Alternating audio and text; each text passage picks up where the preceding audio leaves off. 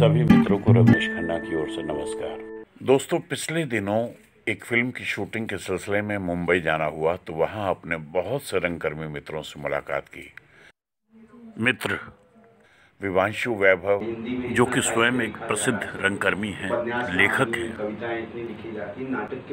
अभिनेता एवं निर्देशक हैं, जिनके कई नाटक चर्चित रहे हैं।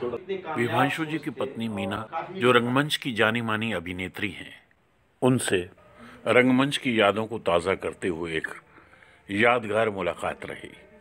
मीना वैभव एक प्रसिद्ध रंगकर्मी हैं, जो पिछले 30 वर्षों से अपने अभिनय का रंग बिखेर रही हैं, जिन्होंने बहुत ही शानदार नाटकों में अपने अभिनय की छाप छोड़ी है, चाहे वो जनपद किस हो, बाबूजी, जिस लाहौर ने वेख्याओ जन्म्या नहीं, नाटक बरगद और नाटक जनपद किस में तो खास करके दर्शकों का दिल जीत लिया।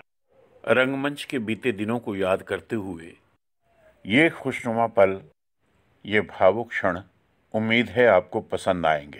देखो, ये है मेरा दोस्त, शादी से भी पहले का दोस्त है मेरा। आज इसके बाल सफेद हो गए लेकिन ये मेरा दोस्त है।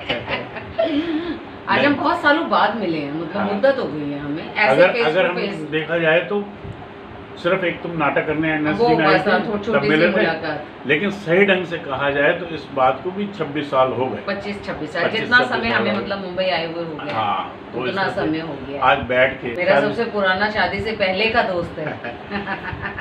नहीं, ये तो है, जैसे कहते हैं ना कि एक जो दिल मिले होते हैं ना, जो आपसदारी जो होती है, जैसे एक परिवार का एक हिस्सा होता है, परिवार के सदस्य की तरह होते हैं, इतने जुड़े हुए थे। मुझे याद है, मैं बीमार पड़ गया तो मीना 1991 पत्र। प्रिय रमेश, तुम्हारा पत्र आज ही मिला। नया साल तुमको बहुत बहुत मुबारक हो। तुम्हारी भेजी हुई डिश मैंने सब तरफ भिजवा दी है। रमेश, तुम कैसे हो? तुम्हारे ऑपरेशन की चिंता हमें भी थी, लेकिन कहीं भी पता नहीं चला जो हम तुमसे मिलने आते। ऑपरेशन बिगड़ जाने का सुनकर बहुत दुख हुआ। अब कैसे हो? तुमने लिखा है कि तुम्हारा ऊपर जाने का टिकट कैंसिल हो गया है। तो रमेश, भूल जाओ, वो टिकट तो हम लोग हमेशा कैंसिल करवाते रहेंगे, क्योंकि हम लोगों को छोड़कर जाने का तुम्हें कोई अधिकार नहीं है। ऊपर वाला इतना निर्दयी नहीं है हो सकता कि एक अच्छे दोस्त को दोस्त से जुदा कर दे। युवा नाट्य महोत्सव कर रही हूँ विदूषक, 6 फरवरी को सप्रो हाउस में है। उम्मीद करती हूँ कि तुम अवश्य आओगे। मैं भगवान से दुआ करती हूँ कि तुम जल्दी ही ठीक हो जाओ। राजीव से उनके नाटक में मुलाकात हुई थी, कोई खास बात नहीं हुई। घर में सभी को मेरी नमस्ते कहना। तुम्हारी मीना। मुझे याद नहीं है वो लेटर। तुमने इतना सामान नहीं आए तो ये हो जाएगा, तुम्हारे कान खींचूंगी, ये करूंगी, तुम शो करने आओ, देखने आओ। तो ये जो मेरा बर्थडे मंडी हाउस के गार्डन में मनाया जा रहा है दोस्तों के बीच में आज ना, सच ऐसा लगता है जैसे इस बार, जैसे मैं अभी प्रवीण से मिला, अरनब भाई से मिला, तो ये मेरा जो 25-26। अच्छा, मैं एक बात कहना चाहती हूँ रमेश, तुम इस बार रामलीला करो। मुझे रामलीला में एक रोल करना है पक्का, और ये मेरा वादा। तो आइए बहुचर्चित नाटक महारथी पर चर्चा करते हैं। बहुत अच्छा नाटक है आपका महारथी। अच्छा कर लोगे, बहुत तो अच्छा। एक मेरे जिस तरह से मैं अपने पौराणिक जो ग्रंथ हैं जिस पे काम करता हूँ, उस पर मुझे ज़्यादा मज़ा आता है, और रामायण है, महाभारत है, तो उसमें जो महारथी शायद अभी तक का, क्योंकि जब फर्स्ट टाइम हुआ था शायद सौरभ थे, वो आज तक उतना ही कामयाब है, और इसे दिल्ली के जो है तमाम लोग कर रहे हैं, और बहुत ही बढ़िया हो रहा है। अभी पीछे मेरे ख्याल से तो विवांशु जी का अगर देखा जाए तो महारथी और बाबूजी, मैं जहाँ तक जानती हूँ, मैक्सिमम जब तक ऑल इंडिया लेवल पे हो रहा है ये नाटक। हाँ, ये सब जगह हो रहा है। ये सब जगह हो रहा है। वो तो बताया ही नहीं कि एक्टर के लिए तो एक क्लास है, एक्टर के लिए उसमें उसको बहुत कुछ सीखने को मिलता है। इस स्क्रिप्ट से जो है उसकी, चाहे उसका स्पीच वर्क है या उसका अपना इमेजिनेशन है, उसके समझने की जो चीज़ें हैं, इस पूरी स्क्रिप्ट में सब कुछ दिया है उसमें। जब हम शुरू में मुंबई आए थे तो जितने लोग हमारे बाद मुंबई आए हैं, दिल्ली से, थिएटर से, या बीएनए से, लखनऊ से, इलाहाबाद से, जिसको भी सुनो वो यही कहता था, सर मैंने ऑडिशन में महारथी की सुनाई स्पीच।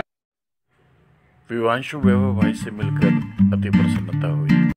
विवांशु भाई ने कितने ही नाटकों का निर्देशन किया और हिंदी रंगमंच के लिए बहुत से नाटकों का लेखन भी किया।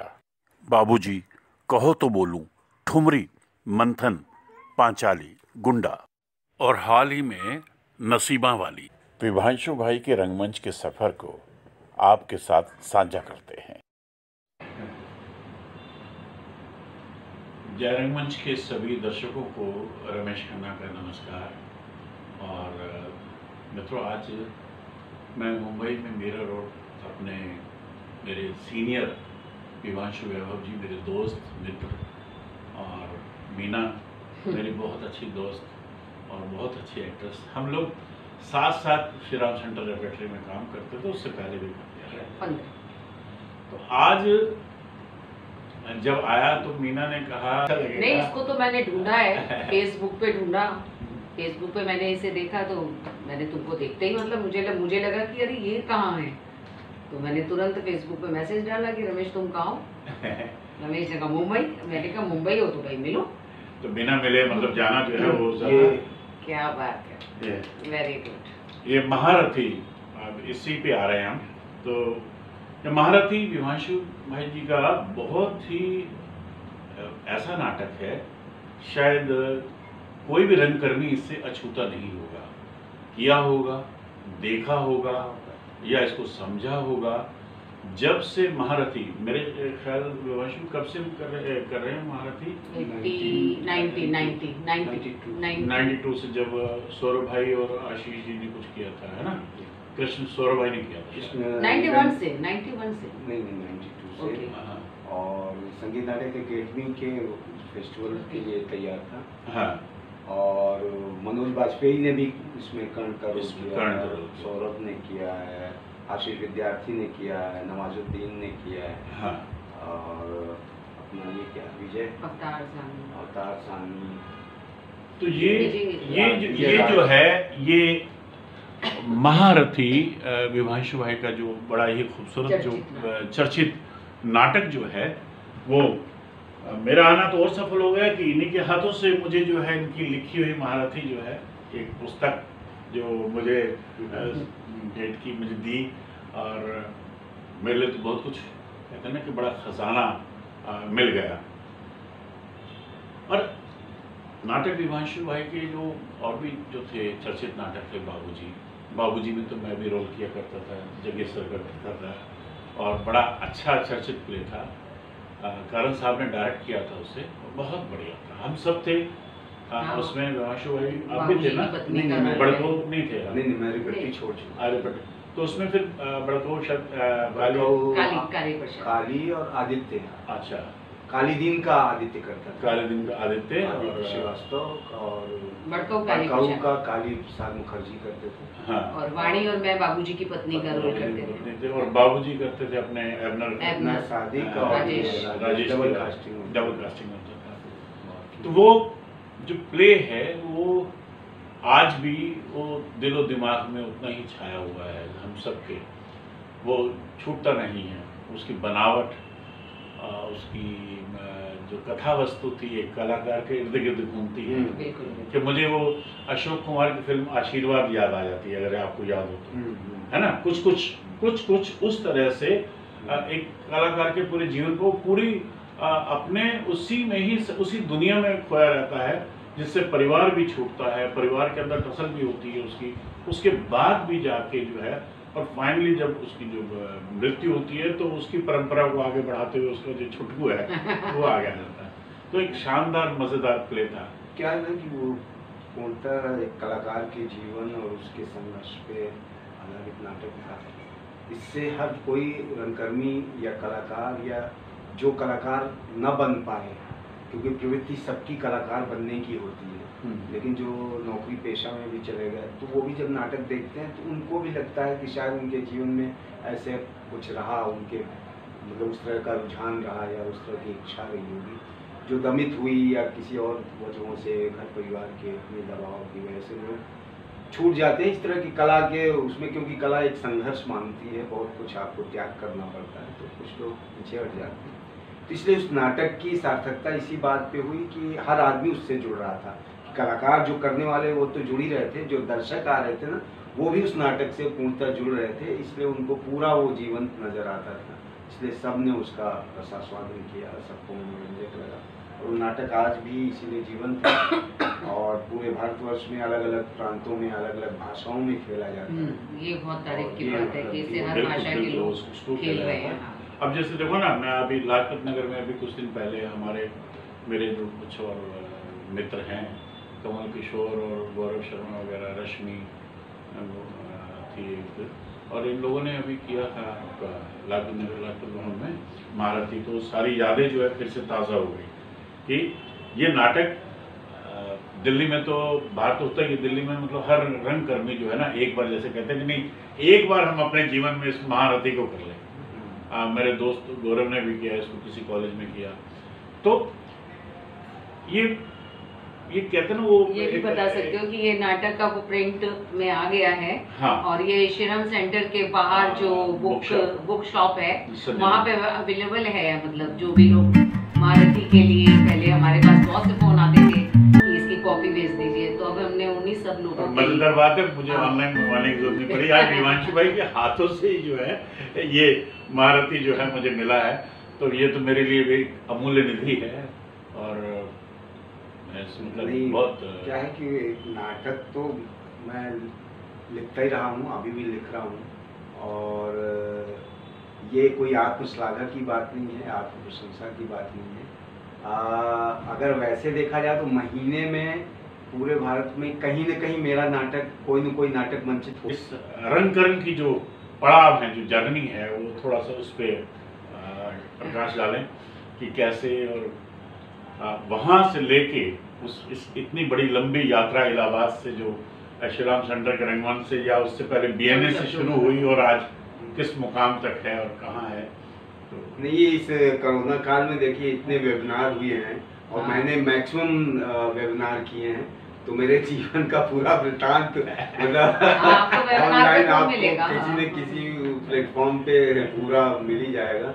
क्योंकि लेकिन अभी हमारे दर्शक भी तो थोड़ा जानना चाहिए। जय रंगमंच के दर्शकों को मेरा नमस्कार, प्रणाम। और जैसा रमेश जी ने कहा कि मैं अपने बारे में बताऊं कि कैसे मेरे जीवन का प्रारूप यहाँ तक पहुँचा, तो हम उत्तर प्रदेश के गवई गांव के इलाके प्रतापगढ़ से जन्म हुआ, वहाँ से निकल के इलाहाबाद होते हुए लखनऊ भारतीय नाटक अकादमी में आया। वहाँ से नाटक के बारे में विस्तार से ज्ञान प्राप्त हुआ और फिर यही तय किया कि अब नाटक में ही रमना है, नाटक ही करना है।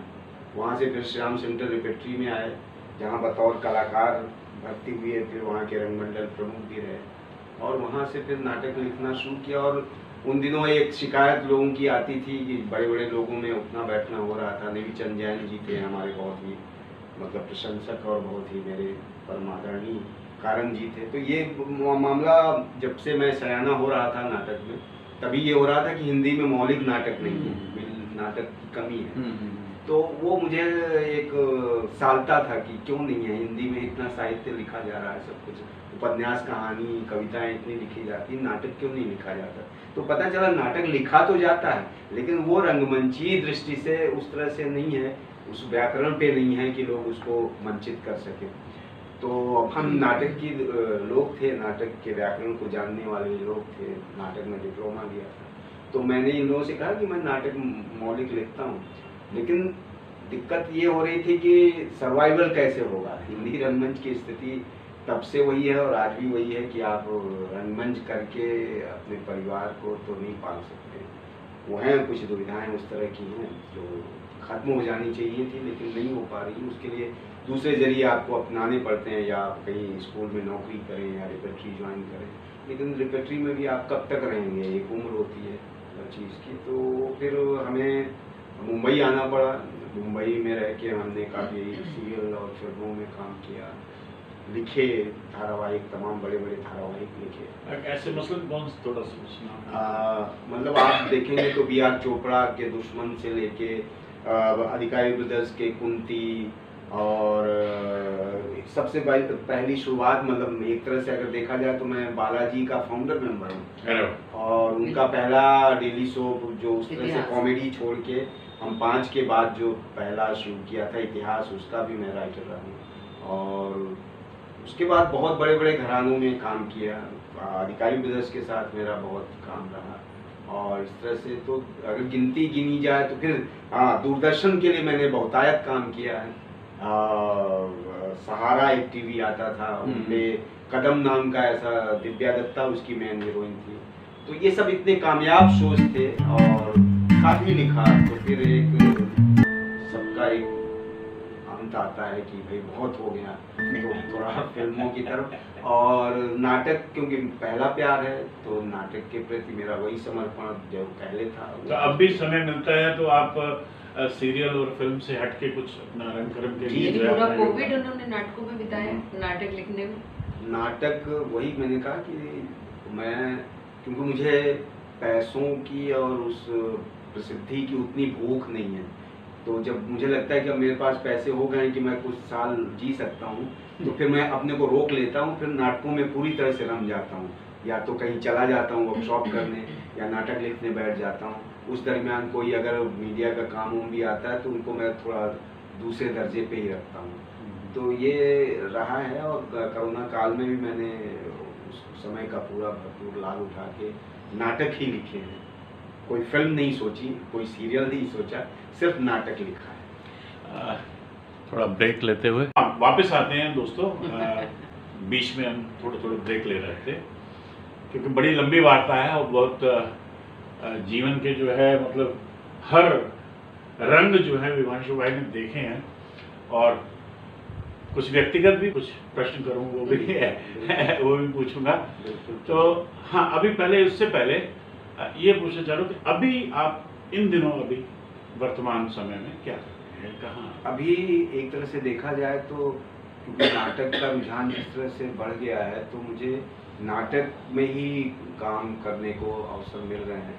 जैसे अभी मैं ग्वालियर जा रहा हूँ, वहाँ 1 महीने की मतलब मेरी वर्कशॉप है, नाट्य कार्यशाला है जिसमें प्ले ओरिएंटेड है। तो एक नया प्ले करना है, वहाँ जाके उन लोगों को देखना है कि किस तरह के बच्चे आए हैं। तो इसमें एक प्रश्न थोड़ा सा ये, क्या अपना ही लिखा हुआ भी प्ले करेंगे या आप बाहर कहीं से भी आप ले सकते हैं? नहीं, अपना ही लिखा, क्योंकि देखिए होता क्या है कि दूसरे का लिखा हुआ उन स्थितियों में बैठ पाएगा नहीं बैठ पाएगा, वो एक अड़चन रहती है। हम चलो मान ले कि हम सखाराम बाइंडर करने जा रहे हैं, अब पता चले कि उसमें 5 ही लोग हैं, अब वहाँ है 50 लोग, तो उनको कैसे हम सखाराम में जोड़ेंगे या उनके साथ कर पाएंगे। आधे अधूरे लेके जाएं तो उसमें 6 लोग हैं 7 लोग हैं, तो उनको कैसे हम अकोमोडेट कर पाएंगे। और सबको अभिनय मतलब सीखना होता है, तो अभिनय का शिक्षण है तो सबको अभिनय चाहिए ना, तो इसलिए वहाँ पे इम्प्रोवाइज करके अपना लिखा कुछ।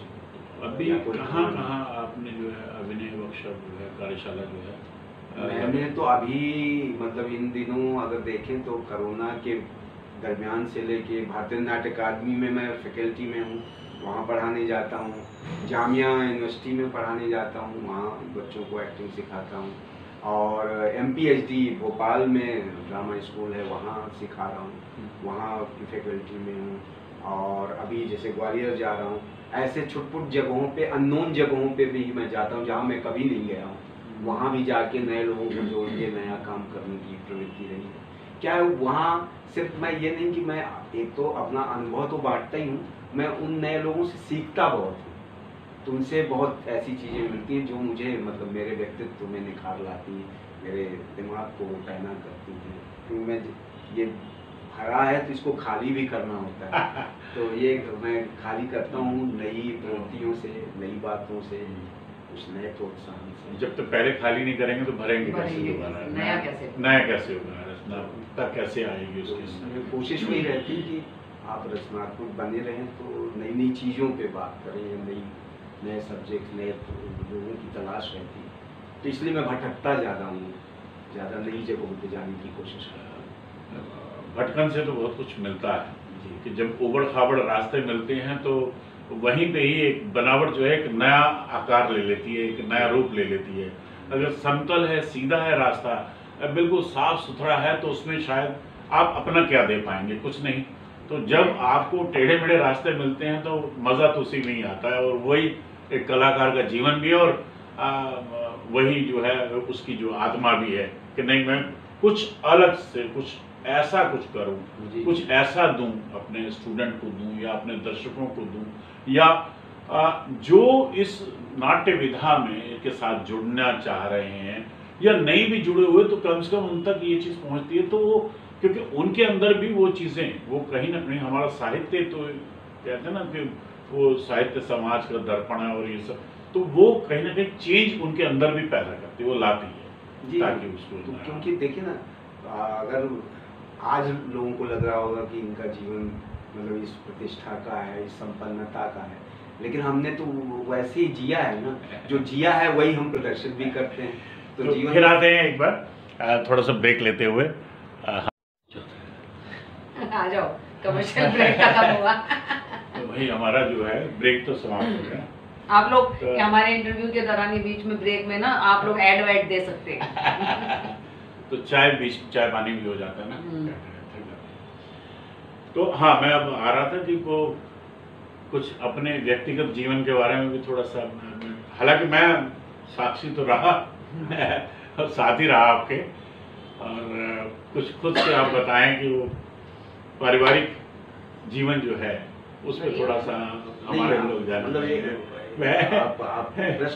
मैं आपका जो श्रीराम सेंटर में रहते हुए जब वो जो प्रेम की तरफ जो है आपकी जो आपस में जुड़ने प्रेम किससे हुआ था, सामने बैठिए ना वो।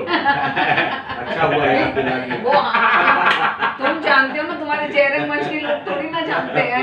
तो ये श्रीराम सेंटर में ही दोनों जो है एज ए आर्टिस्ट जुड़े थे, और वहीं पे जो है ये विवाह बंधन में भी बंधे, और एक बहुत अच्छी सुंदर गृहस्थी जो है इनकी चल रही है, और परिवार बच्चे सब बहुत अच्छी तरह से हैं।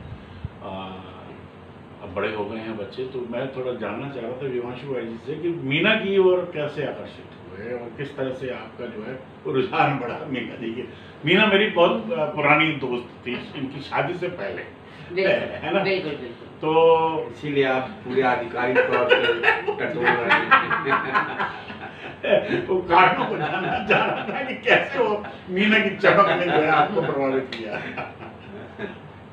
नहीं, कोई ऐसा विशेष वो नहीं। हाँ, कोई विशेष घटना नहीं है। बस ये था कि मेरे मन में, या जिस तरह के परिवार का हिस्सा रहा हूँ, तो ये था कि जिस तरह मैं निकला हूँ बाहर और जिस क्षेत्र में हूँ, मतलब नाटक नौटंकी ही माना जा रहा था सब जगह, सारे परिवेश में, तो उसमें वही लड़की मेरा साथ दे सकती है जो इसी प्रोफेशन में हो। सबसे बड़ा कारण तो यही था।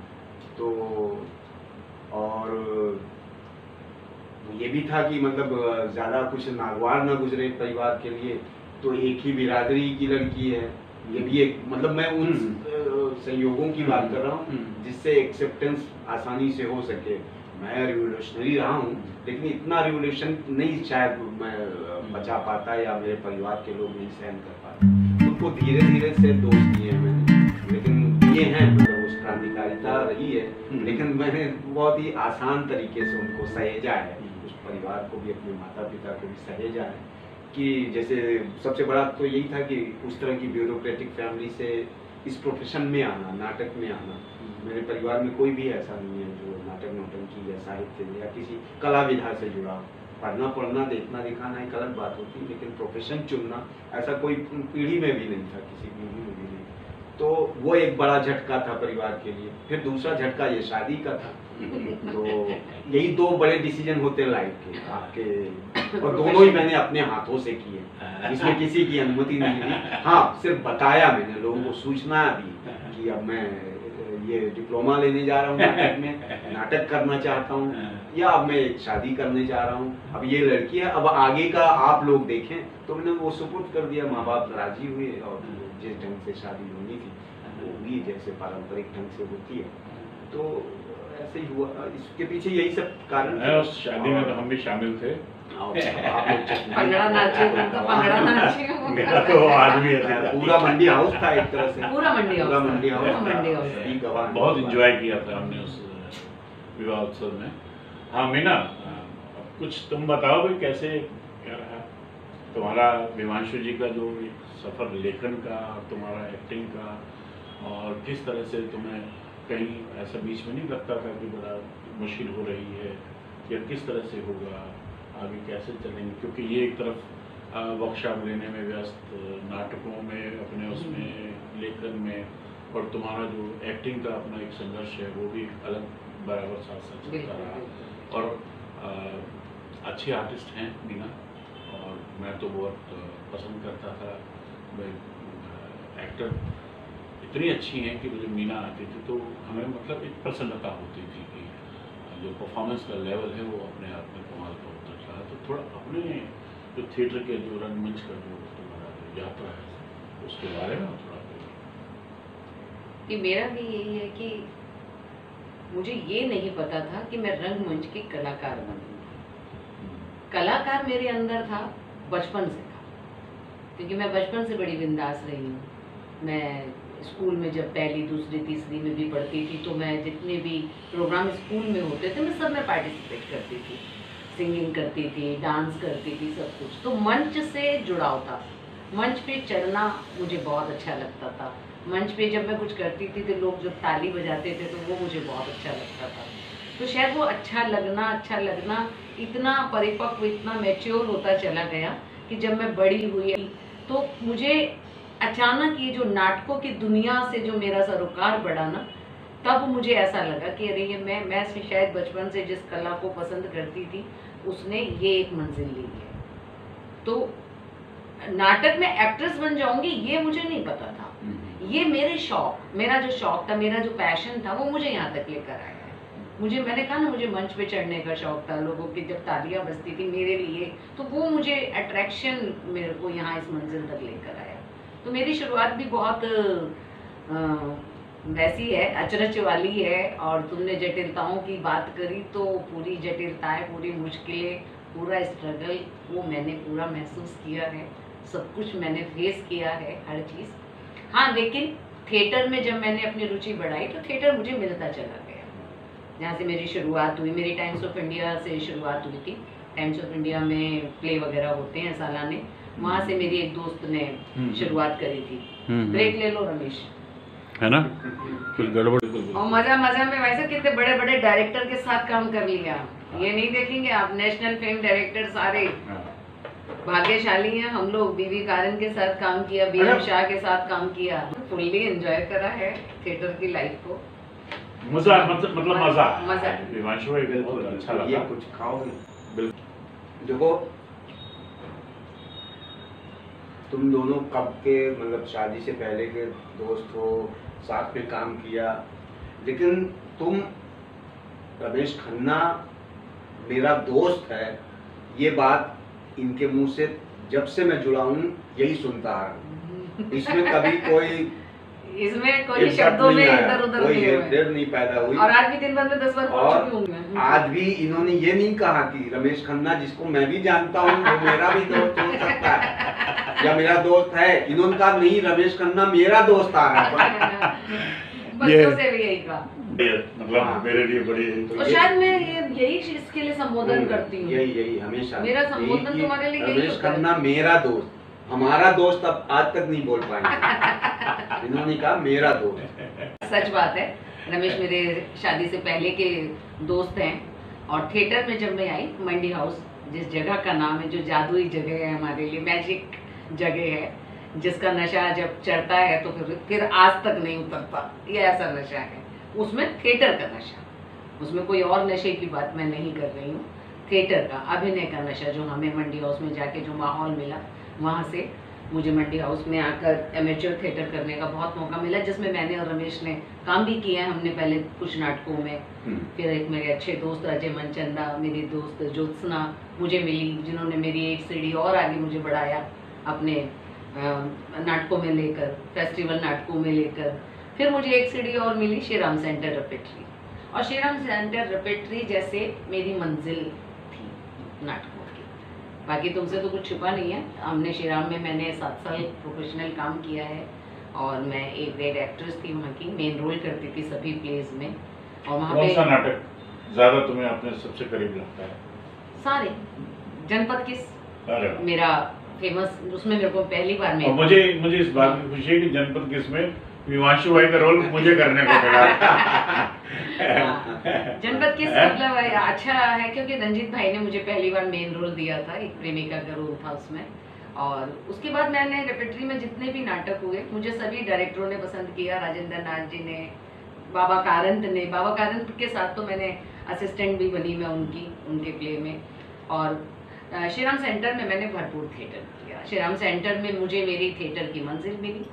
श्रीराम सेंटर में और सबसे बड़ी मंजिल तो सामने मेरे जीवन की मंजिल भी मेरे को श्रीराम सेंटर के रेपेट्री से मिली। विमांशु जी का साथ मुझे SRC रेपेट्री से ही मिला। और उसके बाद हमारी अच्छा, बच्चों की मतलब सोच में भी कुछ रंग करवाया हुआ, क्योंकि पिता भी उनके राइटर, एक्टर, डायरेक्टर और माता भी उनकी जो है अपना जी, हमारे बच्चों में भी वो बात है। जैसे मैंने कहा ना, हम दोनों रंगकर्मी हैं, सभी जानते हैं। और हमारे बच्चों में भी वो लगाव, थिएटर के प्रति लगाव, थिएटर का लिटरेचर के प्रति लगाव हमारे दोनों बच्चों में। हमारे भले वो मतलब अब मेरी बेटी इस लाइन में नहीं है, लेकिन उतना ही जुड़ाव है। वो भी मंडी हाउस की जगह को उतना ही पसंद करती है जितना हम दोनों करते थे। तो बच्चों में भी है हमारे। तो ये थी आज की बड़ी सुखद, मुझे मतलब मैं आया तो विमांशु भाई जी से मिलके, मीना से मिलके बड़ी प्रसन्नता हुई। और क्योंकि एक लंबा अरसा जो है हमारे बीच में गैप रहा, लेकिन काम हम लोगों ने इकट्ठे बहुत किया। मैं चाहता था कुछ चीजें थी हम दोनों की आपस में, पता नहीं क्या है कि पता नहीं क्यों गैप बन गया था। मैं सामने बोल रहा हूँ, मिसअंडरस्टैंडिंग हो जाती है, लेकिन लगाव उतना ही। तो आज मुझे ऐसा लगता था कि आऊंगा तो वो गिले शिकवे भी खत्म होंगे। और सब मैं सच बता, नहीं, हमारे मन में कोई गिले शिकवे नहीं। मैंने तो कभी ऐसा सोचा नहीं। तो मेरे ये रहता था कि नहीं, देखो कई जगह ऐसा होता, क्योंकि मेरा प्यार होता दोनों से। क्योंकि एक वो समय था रेपेट्री में जब अरविंद भाई ने भी मुझे बोर्ड ने भी कहा कि एक काम करो यार, कहीं ज्वाइन करो या कुछ करो। मैंने नहीं सोचा, लेकिन उस वक्त जो आपने मेरा साथ दिया, क्योंकि आप उस वक्त रेपेट्री चीफ थे और इन्हीं की देख रेख में मेरा जो है वहाँ सिलेक्शन हुआ। और मेरा भी एक मीना के साथ तो मैं पहले करता आ रहा था, तो लेकिन विमांशु भाई का सहयोग मेरे साथ रहा और प्यार भी बहुत था। जितने भी हम सफर करते थे, टूर करते थे। देखो ये बात मैं आज रमेश ने आज वो लाइन बोली है जो दुष्यंत बार बार बोलता है।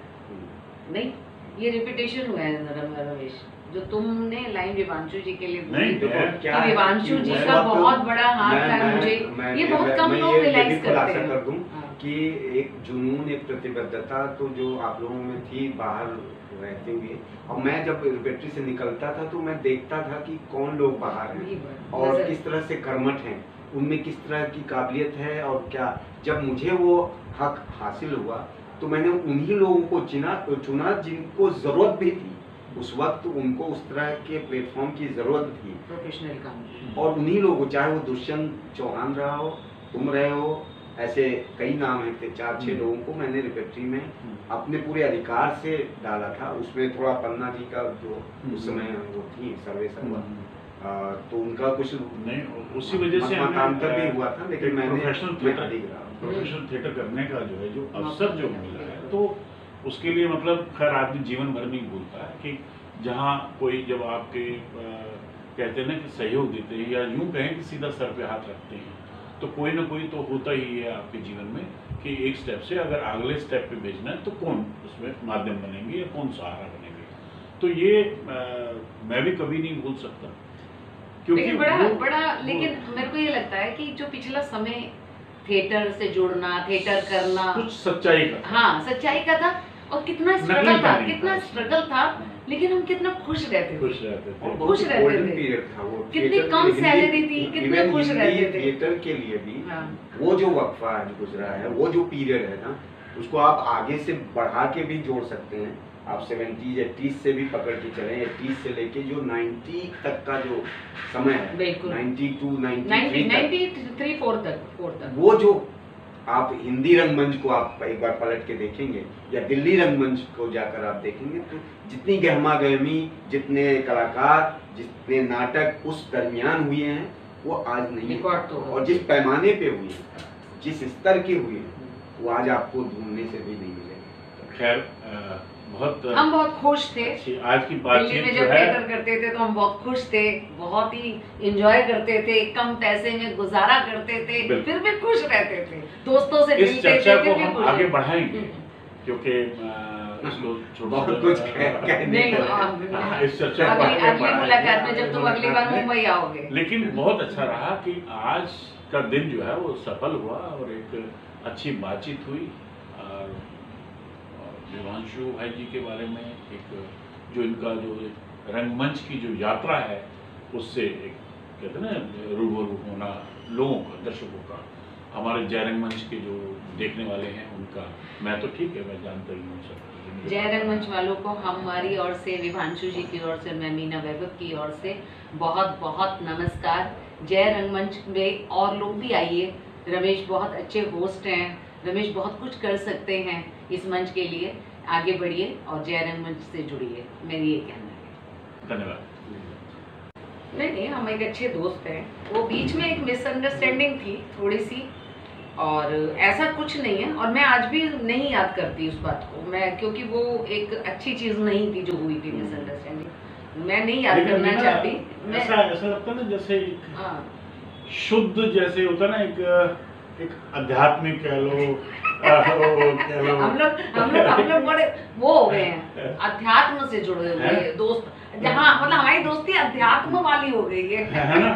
तो हाँ, तो देखो एक उम्र है और एक और अभी मैच्योर लेवल पे हो गए हैं। रास्ता जीवन को देखते सुनते आ रहे हैं, और सब संघर्षों से जो पल के बड़ा होता है ना, तो वो तो वैसे भी शुद्धिकरण हो ही जाता है। वो तो क्योंकि कहते हैं ना, अगर पानी, गंदे पानी को भी आप कोयले से निकालो और पत्थरों से निकालो तो बड़ा शीतल और शुद्ध हो जाता है, प्यूरिफाइड हो जाता है ना। प्यूरिफिकेशन कैसे किया, तो जीवन भी इन संघर्षों से प्यूरिफाइड हो रहा है, शुद्ध हो गए हैं हम, विशुद्ध हो गए हैं।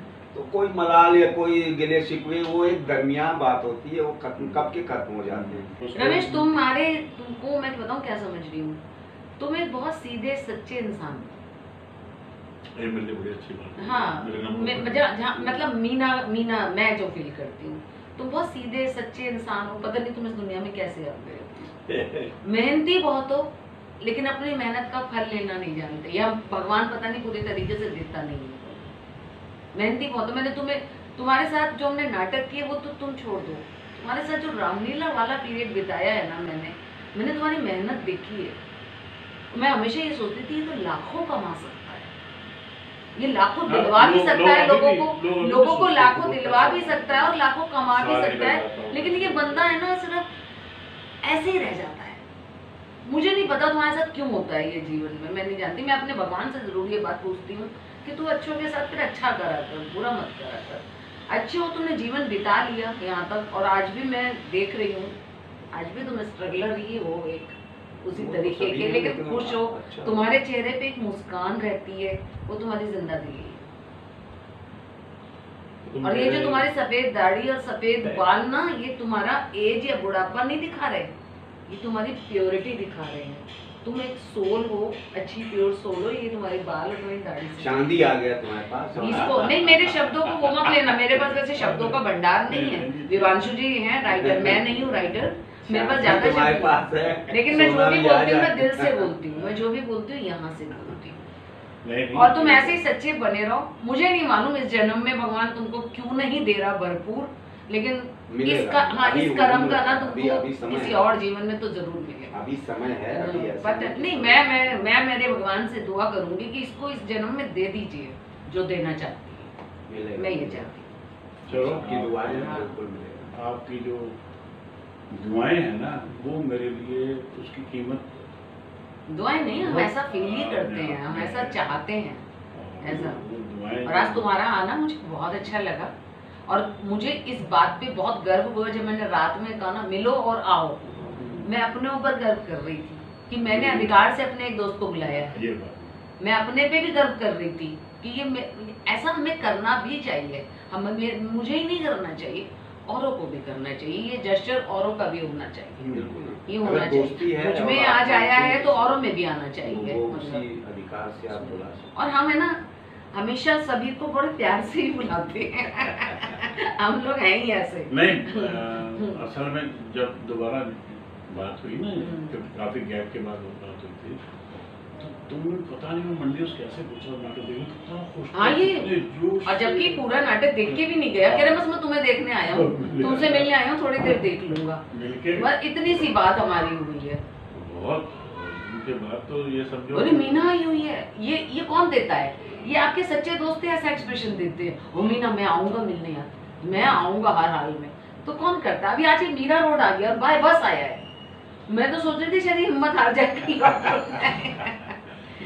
चलो बढ़िया, बहुत ये अच्छा मुलाकात रहा। बहुत अच्छी है। आज की जो चर्चा है ना, ये एक और एनर्जी जो है ना भर देती है, एक और ऐसी स्फूर्ति पैदा कर देती है आपके अंदर। एक है ना और ये ताजगी देती है। ये समझ लो तुमको कि ये बैक स्टेज रिकॉर्ड कर रहे हैं, इसमें एक मैं सही बात बोलना चाहती हूँ, वो बात मेरी कहीं और भी पहुंचे तो अच्छी बात है।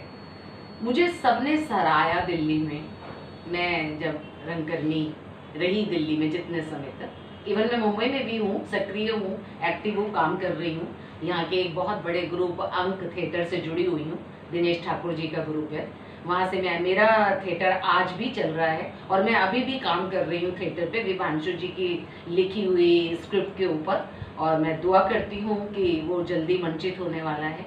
लेकिन मैं आज फिर कहूँगी कि यहाँ एक सच्चे ईमानदार अच्छे ढंग से करने वाले इंसान की ना वैल्यू पहचानते नहीं हैं, बिल्कुल नहीं। जो मेरे साथ काम करते थे, जो आज यहाँ काम कर रहे हैं, उन्हें पता है कि मैंने भी काम किया है पीछे।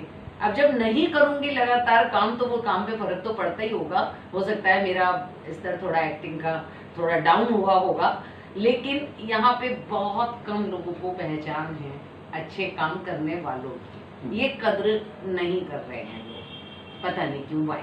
बस वो स्थिति है, बनावट ऐसी बन चुकी है। बस और मैं तो कहूँगा कि ये सब जब से उनके हाथ में गया है, महाराजाओं के बस कोऑर्डिनेटरों के हाथ में जब से ये चला गया है ना, तब से ये सब फिल्म इंडस्ट्री हो या आपने वहाँ दिल्ली टैलेंट की कदर नहीं करते, वो तो सिर्फ पैसे नहीं, और ग्रुपिज्म है बर्बाद और कर दिया। वो शायद हम नहीं, खास करके कोऑर्डिनेटर ने इसको बर्बाद कर दिया। सिर्फ वो क्या है चीजें बनाना, लेकिन फिर भी कहते हैं समय बदलेगा, बिल्कुल, और फिर अच्छा होगा। चलिए सुनने और वालों इसी को अच्छी Happy उससे Diwali। सोच के साथ जो है हम आज की चर्चा को यहीं समाप्त करते हैं। जय रंगमंच। जय।